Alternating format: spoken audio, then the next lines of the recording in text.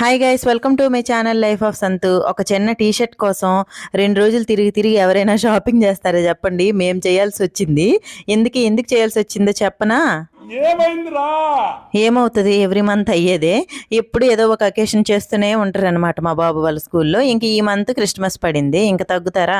Red colour T shirt, Santa Claus cap తీసుకురమ్మన్నారు. వాటి కోసం మేము పడే తిప్పలు ఉన్నాయి చూసారు.